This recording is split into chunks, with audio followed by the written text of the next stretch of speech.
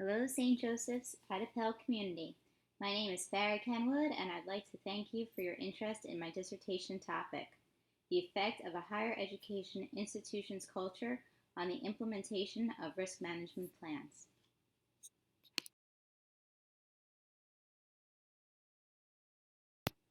Perhaps I should start from the beginning. I chose this study because as a licensed professional in the field of risk management, I believe that everyone, yes, I did say everyone, has the ability to understand and to proactively engage in the risk management process. You may be asking yourself, how does this risk management thing that she refers to and her beliefs affect higher education institutions? Well, my IDEPEL friends, the answer is that higher education institutions are well intended in their efforts to minimize loss and maximize potential efforts as a result of risk, but they fall short in establishing a risk aware culture. Additionally, higher education leaders have the potential to play a pivotal role in the successful implementation of their respective institutions' risk management plans.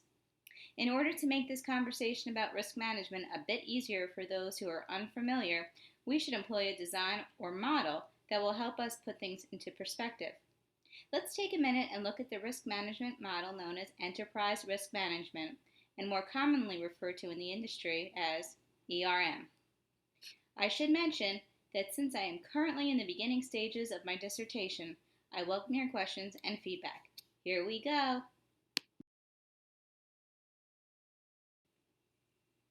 In the first decade of the 21st century, higher education became plagued with legal and risk management issues that substantially and adversely impacted institution-wide operations and strategic objectives. Some of these issues consisted of losses, namely catastrophic issues as a result of campus shooting, then reputational loss, and even financial loss. So while higher education institutions recognize the need for risk management planning efforts to lessen and even prevent losses like these, they struggled with their implementation efforts.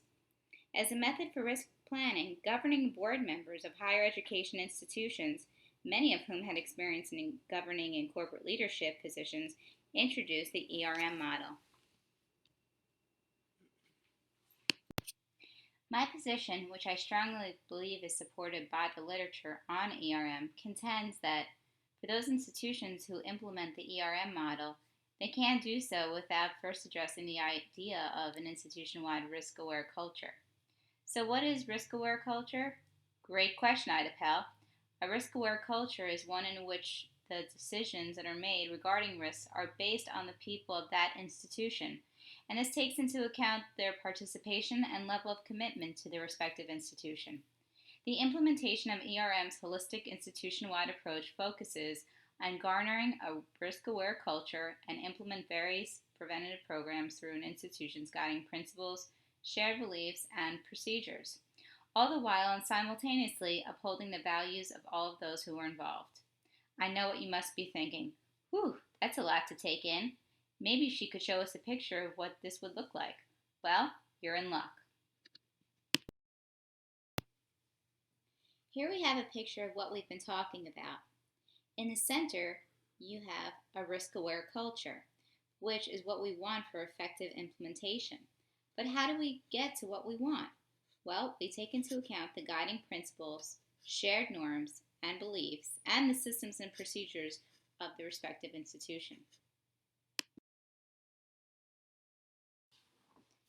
Now that you, my fellow IDEPEL community members, understand a little bit more about establishing a risk-aware culture, we can talk about how we get from the ideas to the actual data collection.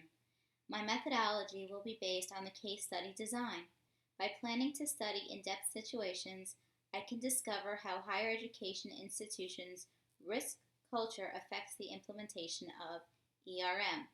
The data collection methods will be observations of ERM meetings to gain an understanding of leaders and how they disseminate information, and interview of administration, faculty, and staff.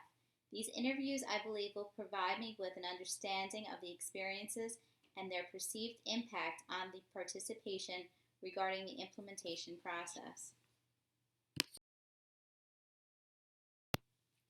The research site will be a higher education institution in Pennsylvania where ERM has been chosen as a model for risk management planning. My participants will be selected through propulsive sampling of Board of Trustee members, administrators, and faculty and staff, all of who have at some point participated in the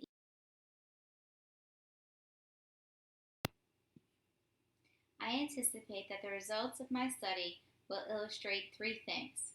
The first is that an institution's ERM implementation plan must be specific in addressing all of the risk exposures that are critical to its purpose and strategic planning efforts. The second is that leadership of ERM plans is critical in that it sets the tone and direction for the entire campus community. The third is that implementing ERM into an institution requires that the risk-aware culture be taken into consideration if a plan is to truly be implemented effectively. I would like to conclude this presentation by explaining what potential contribution my study will make to the field of higher education. I hope that due to the fact that risk management is so important to an institution's progress and even its survival, that the initial implementation stages be viewed upon as vital for success. Hopefully, the study creates an awareness about the necessity of garnering support for ERM from various parties throughout different departmental silos. This study might also create a sense of urgency that higher education is not exempt from the same litigious climate in which all organizations operate. Lastly, I really hope that this study generates a conversation about the best possible methods for instituting a plan that could protect an organization from severe impact and protect the hard work of so many. Thank you for your time today.